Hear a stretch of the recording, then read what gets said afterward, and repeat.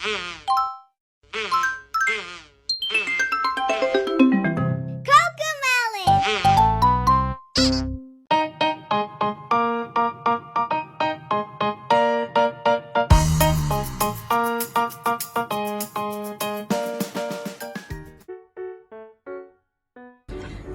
we will learn how to pronounce the D and G sound. Okay, there are three terms that we need to focus on when we're talking about phoneme. The first one is voicing, place of articulation, and manner of articulation. So for voicing, there are two types, which is voicing and voiceless. If it is voicing, your vocal cord will close, while for voiceless, your vocal cord will open. Okay, for the D sound, it is voicing. Why? Because the airflow passes through the vibrating vocal cord, which then make the vocal cord close. Okay, for the place of articulation, it is at the alveolar. Okay, the D sound is produced at the tongue or your alveolar ridge. So when you make the D sound, it is at your tongue. For manner of articulation, it is stops or plosive. Okay, the air will be blocked and then being released. So that's why when we pronounce D sound, it is blocked and then the air is released, pronouncing the D sound. So now let's moving on to G sound. Okay, so for G, it's also voicing because the airflow passes through the vibrating vocal cord, which make the vocal cord close. Okay. So for the place of articulation, it is at velar. Okay. The G sound is produced at your velum or your soft palate. So you can feel when you pronounce the sound G, it is at your soft palate. So for the last one, which is manner of articulation, it's just the same as the D sound, which is stops or plosive. So when you produce the G sound, the air is blocked and then is released. So makes the sounds G. Hi everyone, today I'm going to compare two English phonemes which are T and S. So let's start with T. The sound T is called a voiceless alveolar stop. Let me break that down for you. First, it is voiceless, which means that my vocal cords do not vibrate when I say it. Second, it is alveolar because my tongue touches the alveolar ridge. But where is alveolar ridge? It is right behind my upper front teeth. Finally, it is a stop or plosive because the airflow is blocked for a moment before being released. Listen carefully to the T sound. T, T, T. You can hear how it is short and sharp. Now, let's move on to the S sound. The S sound is a voiceless alveolar fricative. Just like T, it is voiceless, so my vocal cords do not vibrate. It is also an alveolar sound because my tongue is near the alveolar ridge. However, unlike the T, it is fricative. That means instead of stopping the airflow, my vocal tract is partially blocked and air is forced through a narrow path, thus making a hissing sound. Listen to the S sound.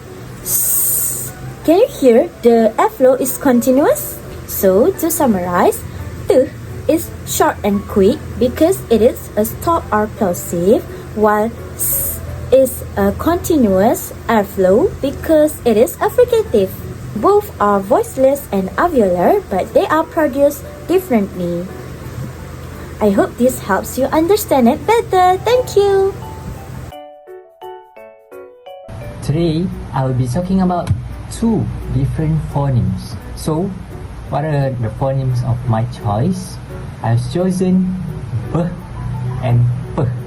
So, what are they? Let's elaborate further in terms of voicings, place of articulations, and manners of articulations. I will also provide a few words examples.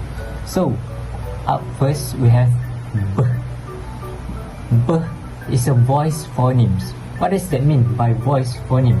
Okay, voice phoneme is when the air travels through a vibrating vocal cord.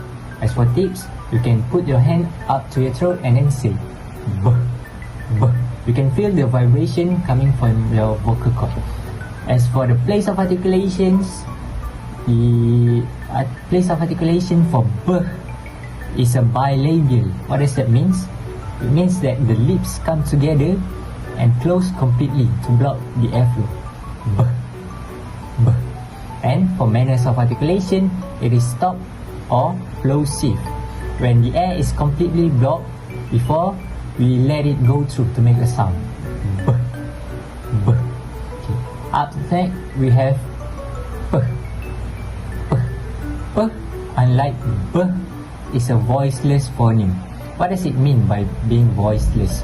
Voiceless means that the air travels through on an open vocal cord and the vocal cord does not vibrate, unlike B. P. The vocal cord on P don't vibrate. And for the place of articulation, it is just the same as B. So when it is P, it is a bilabial. The lips come together to block the airflow. And for the manners of articulations, it is stop or plosive, but with stronger air came gushing up from your mouth. P. You can put this here. P. P. Okay, as for the word example, for P, the normal words that we use is bat, ball, or baby. Or for P, we have pet, pen, and puppy. That is all. Thank you. Let's look to the other two phonemes, which is N and Y. So, place of articulation for N is happens at alveolar, where tongue against the alveolar ridge. And as for Y, the place of articulation always happens at the palatal, where tongue near the hard palate. As for manner of articulation, N is happen at nasal, where air escapes through the nose. And for Y, the approximant is no complete closure, but airflow is completely smooth. So as for voicing, both N and Y are voiced. And for the airflow, for N, the air passes through the nose, while the W, air flows over the tongue without obstruction. For the pronunciation in examples, common words that contain N sound is, for example, night, new. And as for Y, yes and yellow. So let's look through the key differences. Type of sound for N is consonantal nasal, and for Y is glide, which is semi-woven. For the airflow path, N goes through the nose, but Y goes through the mouth. Position of tongue for N is touches the alveolar ridge. For Y, it is raised toward the hard palate. There are similarities between N and Y. Both are voiced, means the vocal cords vibrate during pronunciation. Both are sonorants, where they do not create significant obstruction to airflow like stops or fricative. And last but not least, both N and Y can occur at the beginning, middle, or end of words. So that's all for the phonemes for N and Y. Thank you. Let's compare the phoneme H as in head and the phoneme Ng as in sing. The place of articulation for phoneme H is glottal, meaning that it is produced when airflow passes through the glottis, which is the space between the vocal folds. Meanwhile, the place of articulation for phoneme eng is velar, meaning it is produced by raising the back of the tongue to the soft palate velum. Next is the manner of articulation. The manner of articulation for phoneme h is glottal fricative, meaning that it produced by letting air flow through the vocal folds without creating any blockage in the glottis. Meanwhile, the manner of articulation for phoneme eng is nasal stop, meaning that the airflow is blocked in the mouth but allowed to pass through the nose. Both phoneme h and eng are voiced, meaning that the vocal folds vibrate when producing these sounds.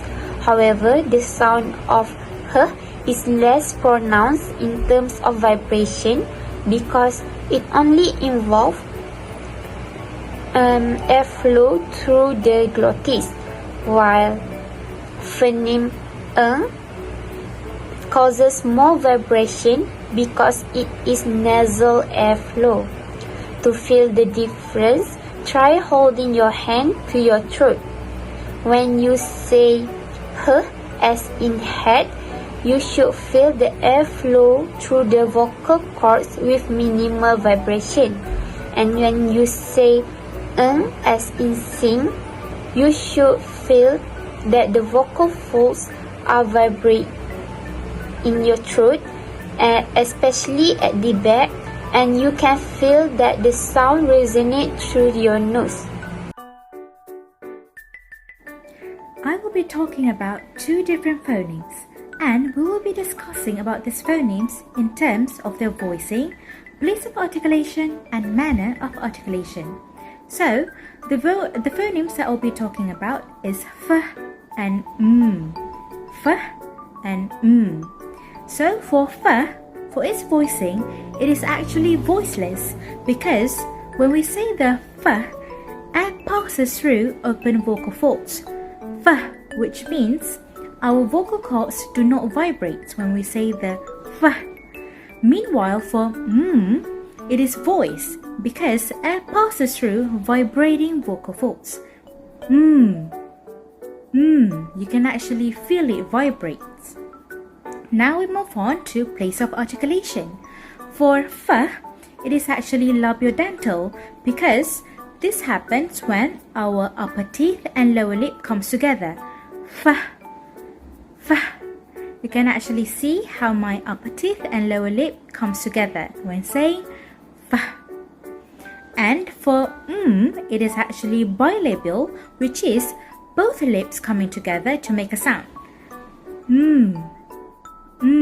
You can actually see how my upper and lower lip coming together. And now we move on to manner of articulation. For f, it is actually fricatives, which is vocal tract is partially blocked and air is forced through a narrow path. And the sound also has a friction-like quality. F, f, it is partially blocked, and f, air is forced through a narrow path. F. And for it is actually nasal, which is air is released through the nasal passage. You can actually feel the air being released through your nose. And that sums it all up for the two phonemes, f and m. That is all from me. Thank you. Hi everyone, so today I would like to share with you the difference between these two phonemes, which is l and z. So today we'll compare their pronunciation and learn how to make the correct sound. So let's go. So let's begin with the sound l. The l sound is a lateral approximant, meaning the tip of the tongue touches the alveolar ridge, which allows the air to move smoothly through the side of the tongue, meaning the tip of your tongue touches the alveolar ridge. So, first thing you have to do is place the tip of your tongue against the alveolar ridge, which is the bumpy area behind your top front teeth. Next, you have to allow the air to flow around the sides of your tongue. Keep your vocal cords vibrating because L is a voice sound. For example, the words light, love, ball. Next, let's look at Z. This is a voice fricative consonant.